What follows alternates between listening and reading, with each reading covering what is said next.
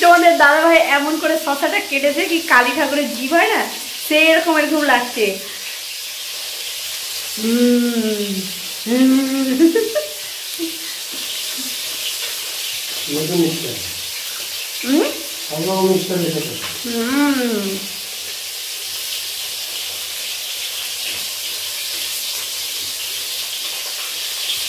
Hey guys, welcome to Chumki Chumki blog. सकलके स्वागत। तो आमार ब्लॉगटा आमि एखान थेके शुरू करलाम। और माने ब्लॉगटा ठीकठाक जानी दिते पारछिलाम ना কিছুদিন ধরে। तो आज के आमि ब्लॉगटा ठीकभाবে देब।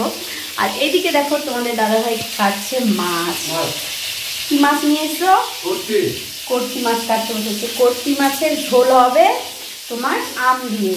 আর এটার ডিমান্ড করেছে আমার মেয়ে, ও খাবে আম দিয়ে ছোট মাছের ঝোল। আর আমাদের জন্য হচ্ছে রুই মাছ। রুই মাছ হবে আলু পটল দিয়ে ঝোল করবো রুই মাছের। আর হয়েছে ডুমুর ভাজা। দেখতেই পাচ্ছ শশাগুলো কেটে কীভাবে রেখেছে। আর এখানে ডুমুর ভাজার ভাত অলরেডি হয়ে গেছে আর মশলাটা করে রাখা আছে মাছের জন্য। তো আজকে অনেকগুলো রান্নাবান্না আর একটু তো টাইম লাগবে। তারপরে হচ্ছে সঙ্গে থেকো, সারাটা দিন আছি তোমাদের সঙ্গে। আমি সারাটা দিন আজকে ব্লগ দেবো কী করি। হে গাইস, জানো তো আমি মাছ ভাজতে পারি না। দেখো মাছগুলো কিন্তু ভেঙে ভেঙে যাচ্ছে। আর এইদিকে তোমার দাদাভাই ছোটো মাছটা কাটছিল, তার জন্য বললো তুমি মাছটা ভাজো, আর আমি মাছগুলো ভেঙে দিলাম।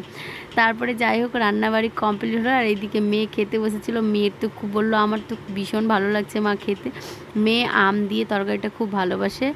আর এই যে এদিকে ছেলে মেয়েকে আদর করছিলাম কি বাবা আমি যাচ্ছি, তোমরা ভালোভাবে থেকো। সারা দিনটা মানে ওদের একাই থাকতে হয়। আর হচ্ছে আমি তো রাত্রে 9টায় আসি। আর এইদিকে তোমাদের দাদাভাই কিছুটা খুচরো টাকা দিচ্ছিল, যেহেতু আমার পার্সে খুচরো টাকা ছিল না। আর টোটোওয়ালা জানো খুচরো না থাকলে টোটোতে উঠায় না, খুব প্রবলেম হয়। আর এইদিকে পৌঁছে গেছিলাম পার্লার। আর আমার চুলটা এতটা ভিজা ছিল। আর আজকে কিন্তু ওয়েদারটা ঠান্ডা ছিল, যেহেতু গতকালকে বৃষ্টি হয়েছে, তার জন্য চুলগুলো শুকাবো বলে আমি চুলটা ছেড়ে দিয়েছিলাম। আর দেখো আমার মুখটা কেমন লাগছে, একটু মুখটা ভারী ভারী লাগছে আর মুখটা কালোও লাগছে।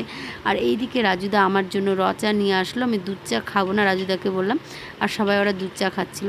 তারপরে আবার দুপুরে খেতে বসে গেলাম। দেখতেই পাচ্ছ কি কি রান্না হয়েছে তোমরা তো জানোই। আর এদিকে একটা দিদি এসেছিলো, এদিকে হাতে ব্লিচ করেছিল। তো লজ্জা পাচ্ছিলো কি না না ক্যামেরাটা সরাও। আমি বললাম না করি কী হলো।